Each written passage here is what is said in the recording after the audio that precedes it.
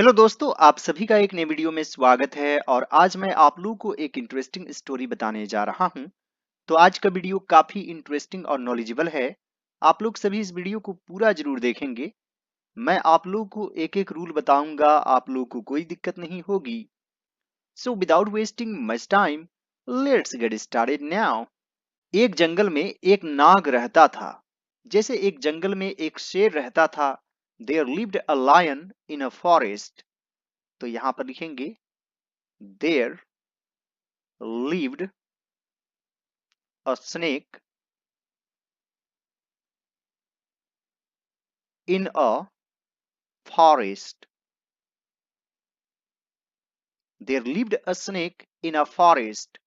वह रोज चिड़ियों के अंडों, छिपकलियों, चूहों, मेढकों, खरगोश एवं छोटे छोटे जानवरों को खाता रहता था। तो एक तरह से यह हैबिट है। पास्ट हैबिट को दिखाने के लिए आप use to plus verb one का यूज कर सकते हैं। तो यहां पर लिखेंगे he use two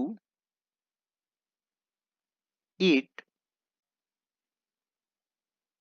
birds eggs, यानी कि चिड़ियों के अंडों। एस के बाद अपस्ट्रोफी कोमा लगा देंगे। तो इसका अर्थ हो गया का या के। छिपकलियों, लीजर्ड्स, चूहों, रैट्स, मेंढकों, फ्रॉग्स, खरगोश, rabbits and other small animals every day. He used to eat birds' eggs, lizards, rats, frogs, rabbits, and other small animals every day. इस प्रकार छोटे छोटे जीवों को खाकर दिन भर सुस्त पड़ा रहता। इन दिस वे,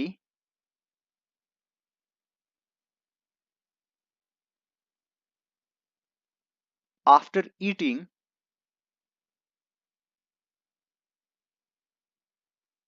स्मॉल क्रीचर्स, दिन भर सुस्त पड़ा रहता। ही would remain lethargic the whole day.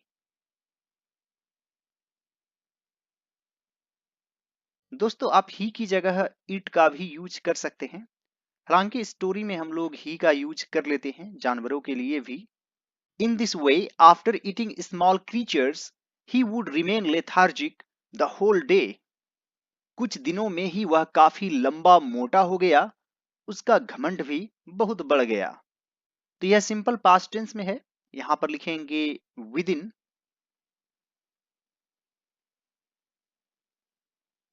A few days, वह काफी लंबा मोटा हो गया। He became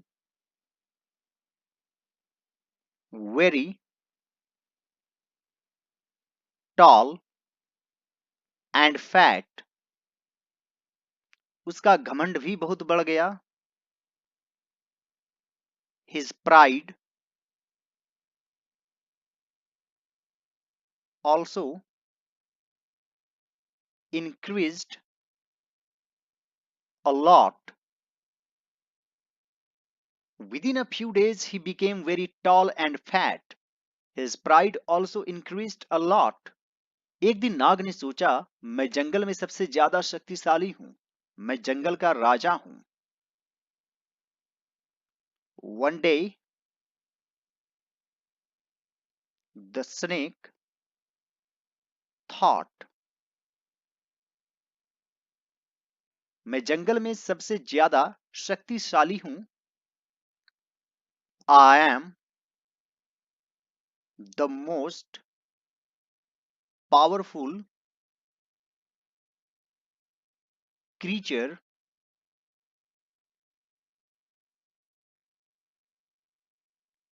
in the forest. मैं जंगल का राजा हूं। I am the king of the forest.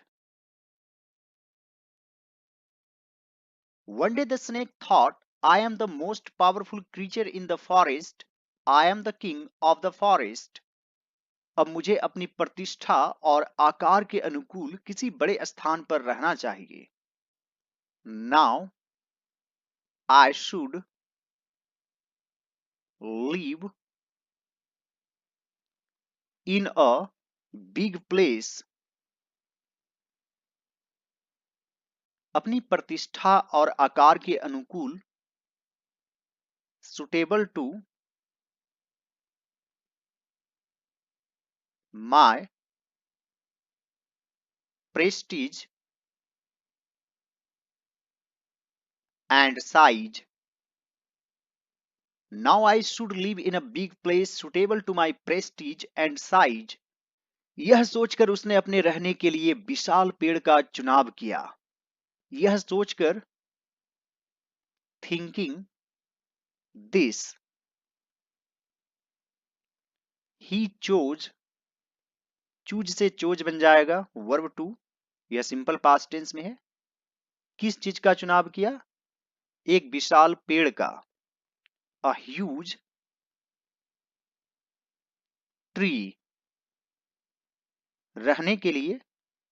To live in. Thinking this he chose a huge tree to live in. पेड़ के पास चींटियों का एक बिल था। वहां ढेर सारे मिट्टी के छोटे छोटे कण जमा थे। तो यहां पर है पेड़ के पास चींटियों का एक बिल था। देयर वॉज अ होल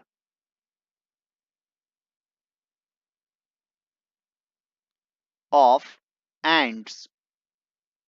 पेड़ के पास नियर द ट्री, वहां ढेर सारे मिट्टी के छोटे छोटे कण जमा थे। वेयर, आप यहां जहां भी मान सकते हैं। जहां ढेर सारे मिट्टी के छोटे छोटे कण जमा थे, आप इसे क्लॉज से जोड़ सकते हैं। Where a lot of particles of soil were deposited. There was a hole of ants near the tree where a lot of particles of soil were deposited. नाग ने कहा, यह बवाल मुझे पसंद नहीं, यह गंदगी यहां नहीं रहनी चाहिए। The snake said, I don't like this mess. Mess का अर्थ हुआ सामान इधर उधर बिखरा हुआ रहना, उलझा हुआ रहना। यह गंदगी यहां नहीं रहनी चाहिए। This filth should not be or should not remain here. The snake said, I don't like this mess. This filth should not remain here. वह गुस्से से बिल के पास गया और उसने चींटियों से कहा, मैं नागराज हूं, इस जंगल का राजा। मैं आदेश देता हूं कि जल्द से जल्द इस कूड़े को यहां से हटाओ और चलती बनो। तो यहां पर लिखेंगे ही angrily went to the ants and said, मैं नागराज हूं। I am the नागराज, इस जंगल का राजा। The king of this forest. मैं आदेश देता हूं कि जल्द से जल्द इस कूड़े को यहां से हटाओ और चलती बनो। I order you to remove this garbage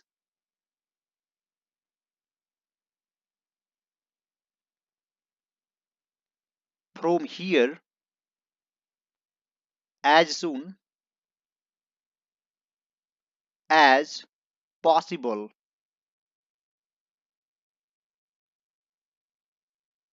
and move on. He angrily went to the ants and said, I am the Nagraj, the king of this forest.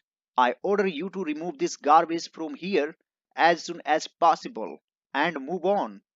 Nagraj को देखकर अन्य जानवर थर-थर कांपने लगे। तो यहां पर लिखेंगे सिंह द नागराज। आप स्नेक भी लिख सकते हैं। Other animals started trembling. Seeing the Nagraj, other animals started trembling. पर नन्ही चींटियों पर उसकी धौंस का कोई असर नहीं पड़ा। But his bullying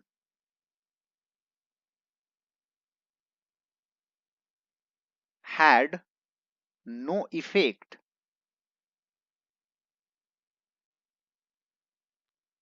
on the little ants. यहां पर बुलिंग काफी इंपोर्टेंट वर्ड है, धौंस जमाना। और हैव नो इफेक्ट यानी कोई असर नहीं होना, तो पास्ट में है तो हैव से हैड बन जाएगा। But his bullying had no effect on the little ants. अब नाग का गुस्सा बहुत बढ़ गया। उसने अपनी पूंछ से बिल पर कोड़े की तरह जोर से प्रहार किया। Now the snake's anger increased a lot. Now the snake became very angry भी आप लिख सकते हैं। उसने अपनी पूंछ से बिल पर कोड़े की तरह जोर से प्रहार किया। He hit the hole hard with his tail like a whip. Now the snake's anger increased a lot. He hit the hole hard with his tail like a whip. इससे चींटियों को बहुत क्रोध आया। क्षण भर में 1000 चींटियां बिल से निकलकर बाहर आ गईं। This made the ants very angry. क्षण भर में within a moment thousands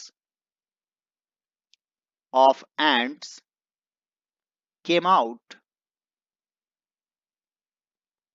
of the hole. This made the ants very angry. Within a moment thousands of ants came out of the hole. वे नाग के शरीर पर चढ़कर उसे काटने लगी। नागराज को लगा जैसे उसके शरीर में एक साथ हजारों कांटे चुभ रहे हों। They climbed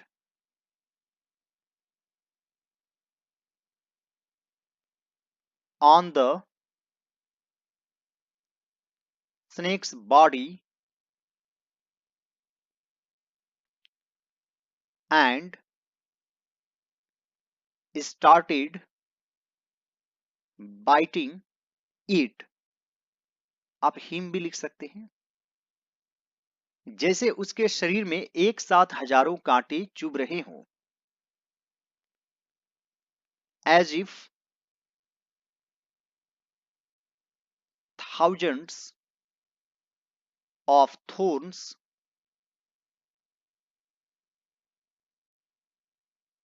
were pricking his body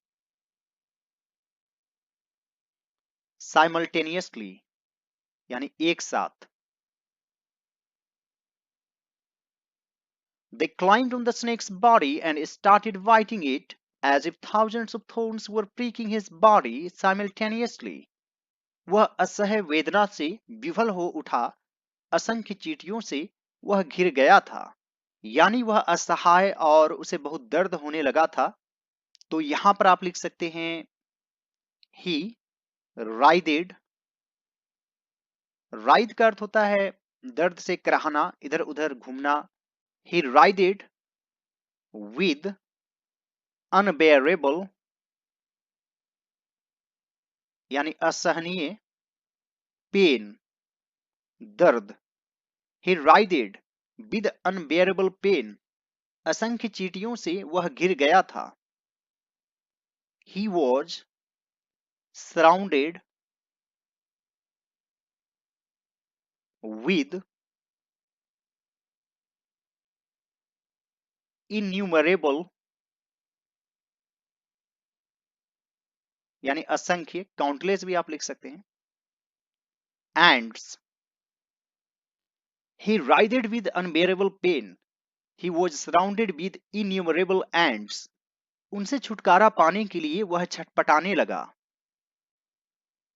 he started struggling to get rid of them. मगर इससे कोई फायदा नहीं हुआ. but this was of no use. but this was of no use. but this was in vain भी आप लिख सकते हैं, यानी व्यर्थ रहा. he started struggling to get rid of them, but this was of no use.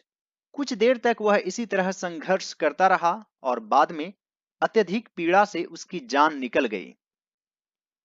he continued to struggle like this, but later he died